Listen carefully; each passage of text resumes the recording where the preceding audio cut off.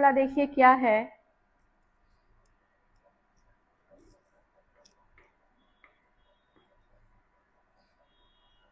Punjab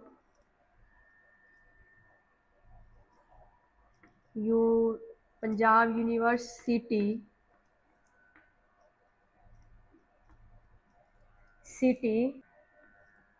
Punjab university के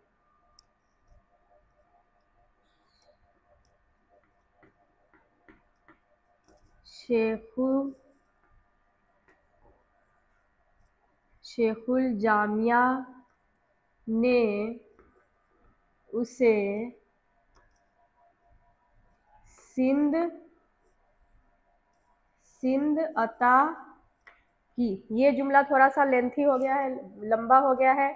चलिए एक बार मैं पढ़ के आप सबको सुना देती हूँ। पंजाब यूनिवर्सिटी देखिए कैसे लिखा गया है कि शेखु जामिया ने उसे सिंध अता की।